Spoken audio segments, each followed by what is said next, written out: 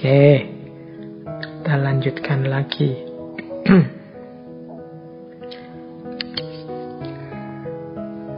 Semoga tidak capek ya. Kita temanya agak serius malam hari ini, agak butuh konsentrasi dan berpikir.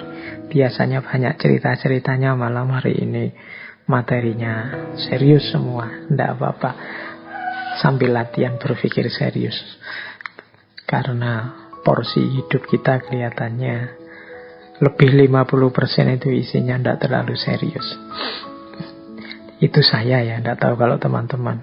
Makanya di momen-momen kita bisa serius, mari kita nikmati keseriusan ini. Baik, sekarang tentang unsur-unsur kritis dan standar-standar yang disebut kritis.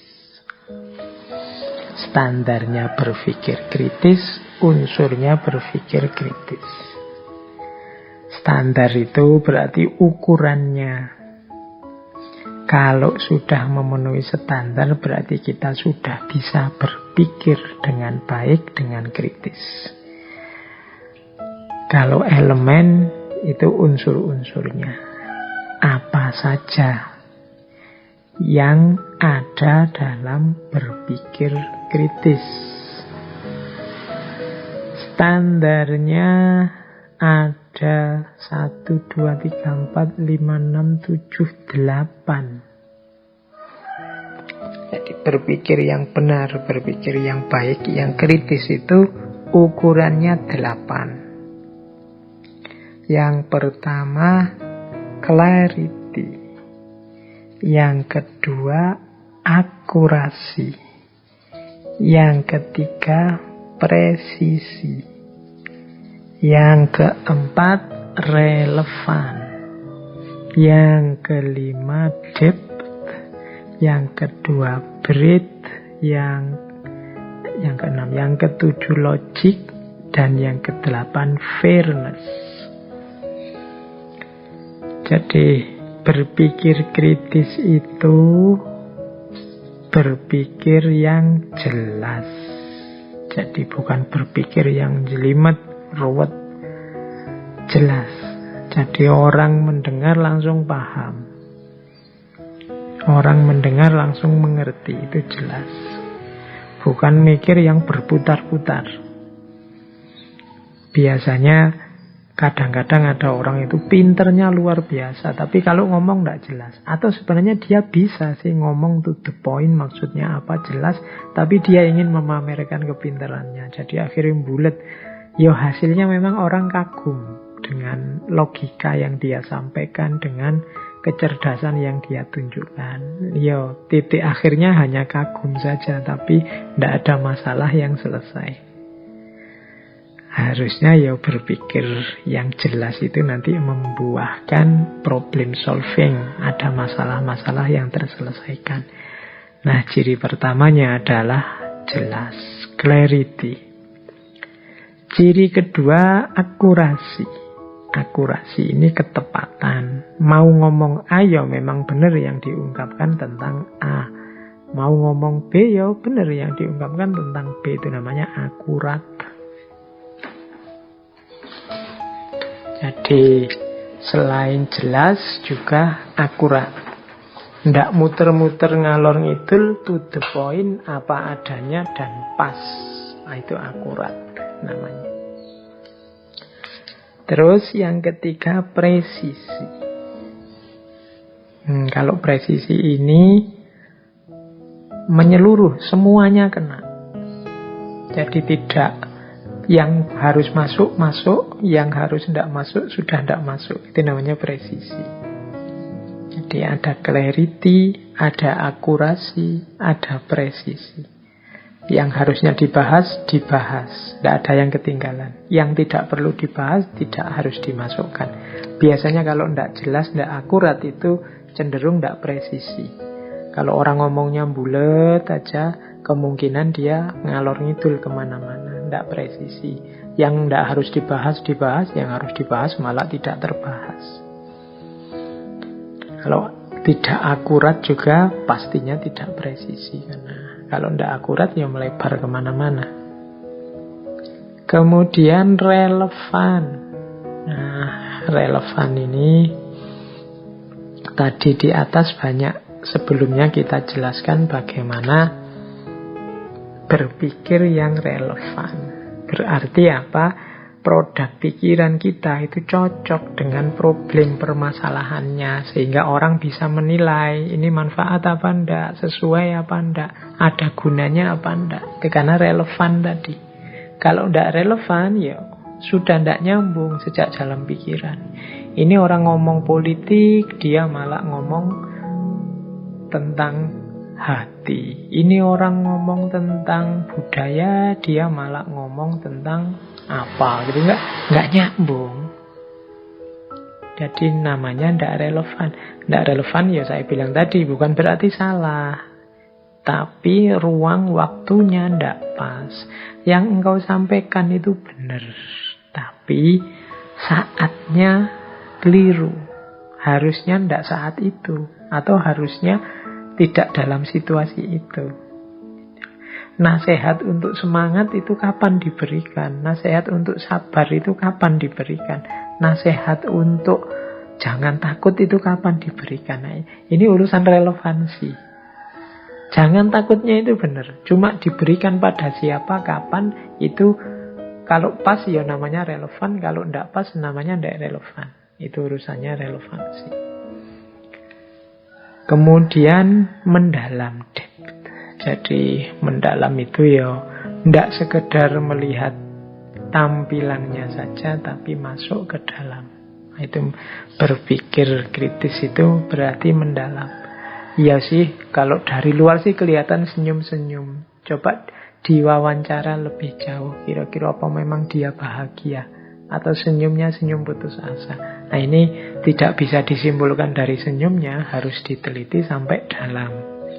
Kelihatannya sih masyarakat di desa saya ini rukun-rukun saja, tapi kemarin ada masalah kecil saja kok terus meledak begitu ya. Jangan-jangan yang tampak selama ini hanya tampilan luarnya saja, yang dalamnya sebenarnya tidak rukun. Nah itu deh. Jadi menganalisis sampai dalam, tidak sekedar melihat tampilannya saja. Makanya nanti di antara standar berpikir kritis itu mendalam. Berarti kalau ada yang tidak mendalam, ini bisa didekati secara kritis. Oh, sampean benar pikirannya, cuma sampean hanya lihat aspek luarnya saja, tidak melihat ke dalam. Kalau dari luar sih kelihatan memang maju, kelihatan memang sukses. Tapi coba ke dalam, itu akan ketahuan bahwa di dalamnya penuh intrik, di dalamnya penuh masalah. Nah, ini mendalam. Pentingnya kita berpikir sampai dalam. Kemudian breadth. Breadth itu meluas. Jadi meluas itu maksudnya apa? Ya tidak berpikir sempit.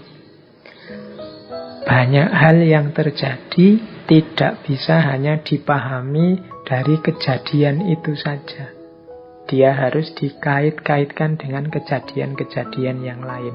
Ini namanya berpikir meluas. Loh, jangan dilihat cuma demonya saja. Coba dilihat peristiwa-peristiwa yang mendahuluinya atau peristiwa-peristiwa di sekitar demo. Itu namanya berpikir meluas. Karena kadang-kadang justru kalau tidak dilihat hubungan-hubungannya secara luas, kita bisa salah paham. Maka berpikir kritis itu berpikir yang juga meluas. Tidak mencukupkan diri hanya melihat, pokoknya saya tidak peduli, saya hanya melihat ini saja. Itu kemungkinan bisa kita kritisi. Loh, kalau sampean melihat yang ini saja, nanti tidak melihat hubungannya dengan itu, nanti tidak lihat hubungannya dengan ini. Ini sama-sama ada hubungannya. Mengapa kok anak saya males ngajinya ya? Wah, ini anak saya males, ini memang harus dimarahi, harus dipukuli.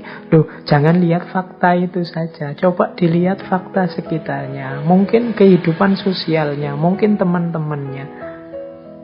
Atau mungkin jangan-jangan ya orang tuanya sendiri, yang bapaknya yang malas ngaji, masuk anaknya dipaksa rajin ngaji. Auranya tidak nyambung, frekuensinya tidak nyambung. Ini memahami secara meluas. Tidak hanya dilihat dari si anak ini saja. Oke, wah, tetangga saya itu anaknya masih kecil suka motoran, digeber-geber, padahal harusnya dia belum punya SIM, nanti kalau jatuh gimana. Itu kalau kita berpikir kritis, melihatnya meluas. Tidak hanya dilihat dari anak ini saja, tapi mungkin situasi sosialnya, mungkin budaya masyarakat di situ, mungkin kebiasaan-kebiasaan yang selama ini berjalan, atau jangan-jangan pengaruh media, pengaruh gadget. Ini namanya berpikir yang breadth, meluas. Tidak hanya sempit melihat satu fakta saja. Kemudian standar selanjutnya logik. Kalau ini tidak saya jelaskan ya logika. Berpikir yang masuk akal, ilmunya logika. Jadi harus masuk akal. Kemudian yang terakhir fairness. Fairness itu adil. Ini mungkin nama lain dari subjektif tadi. Jadi fair. Yang salah ya diucapkan salah. Ketemunya kok jelek padahal berhubungan dengan keluargaku atau berhubungan dengan temanku. Jelek ya dibunyikan jelek. Meskipun temanku, meskipun mungkin kelompokku. Itu namanya fair. Kalau tidak fair bisa dikritisi. Kalau tidak logik bisa dikritisi. Tidak luas bisa dikritisi. Kurang dalam bisa dikritisi. Tidak relevan, tidak presisi, tidak akurat, tidak jelas. Ini semua objek yang bisa kita kritisi. Berarti berpikir kritis itu berpikir yang jelas, berpikir yang akurat, berpikir yang presisi, berpikir yang relevan, berpikir yang mendalam, berpikir yang masuk akal, dan berpikir yang adil. Inilah berpikir kritis. Nah, elemennya apa saja? Elemen itu berarti unsur-unsur yang ada di dalam berpikir kritis. Kalau tadi kan saya jelaskan prosesnya. Kalau ini apa sih isinya pikiran yang kritis itu? Yang pertama question. Ya question itu terjemahannya pertanyaan. Maksudnya ya problem. Problemnya jelas. Nah itu question namanya. Makanya kemarin minggu pertama kita membahas tentang cara bertanya yang benar. Nah itu hubungannya dengan question. Yang kedua information. Jadi informasinya. Yang ketiga interpretation. Interpretation itu pemahamannya. Yang keempat konsep. Nah, konsep itu ya isinya. Yang kelima assumption, asumsinya. Yang keenam implication, akibatnya. Yang ketujuh point of view, sudut pandangnya. Yang kedelapan purpose, tujuannya. Jadi dalam satu konstruksi berpikir kritis, di situ pasti ada problem atau pertanyaan, ada informasi, ada interpretasi, ada konsep, ada asumsi, ada implikasi, ada point of view, sudut pandang, ada purpose, tujuan. Problemnya apa sih? Ini question. Ini masalahnya apa? Intinya apa? Itu question. Kalau questionnya tidak cocok, problemnya tidak sesuai, ya berarti perlu dikritisi. Yang kedua, information. Information itu berarti datanya dari mana? Jadi argumennya dari mana? dasarnya dari mana, itu information. Faktanya di mana, itu information. Yang ketiga, interpretation. Interpretation itu berarti ya pemahamannya. Problem dia apa sih? Data dan faktanya seperti apa? Pemahaman dia bagaimana? Itu interpretation. Konsep. Kalau konsep itu ya isi pikirannya, isi gagasannya. Itu biasanya konsep-konsep. Kemudian asumsi. Tadi sudah saya jelaskan ya tentang asumsi. Jadi pemahaman-pemahaman awal sebelum dia melakukan aktivitas pemahaman yang saat ini dilakukan, itu asumsi. Asumsinya apa? Dia kok memahami begitu? Kemudian implikasi. Kalau implikasi ini efeknya. Kalau pikirannya kita anggap benar, kira-kira akibatnya untuk masyarakat seperti apa? Itu implikasi. Kemudian point of view. Point of view itu dari sudut mana kita memahaminya. Oh ya, kalau dilihat dari sisi itu sih memang Indonesia ini termasuk maju. Tapi kalau dilihat dari ininya, ya masih banyak yang harus ditingkatkan lagi. Nah, ini point of view. Kemudian jangan lupa juga purpose. Purpose itu tujuan. Apa sih tujuannya kita membahas ini? Ingin mengkritik, ingin mendukung, atau ingin menjernihkan permasalahan, atau hanya sekedar tahu saja. Ini harus jelas. Karena kadang-kadang kita melakukan aktivitas berpikir serius tapi tidak jelas targetnya apa, tujuannya kemana. Nah, ini namanya purpose. Kalau semuanya jelas, nah ini kan berarti mudah dipahami, mudah masuk ke ranah kritis. Ini unsur-unsur berpikir kritis. Jadi kalau teman-teman sedang menanggapi sebuah gagasan, ingin menilai, coba rincilah unsur-unsurnya. Question, information, interpretation, concept, assumption, implication, point of view, dan purpose. Pertanyaannya cocok apa enggak? Datanya valid apa tidak? Pemahamannya sesuai, nyambung apa tidak? Isi pikirannya, maksudnya bagaimana? Asumsi-asumsi yang dia pakai apa? Dampaknya kira-kira apa nantinya? Sudut pandang yang dia gunakan apa? Tujuannya apa? Nah, ini unsur-unsur berpikir. Kalau hasilnya sesuai dengan standar, berarti dia benar. Kalau tidak, ya berarti keliru.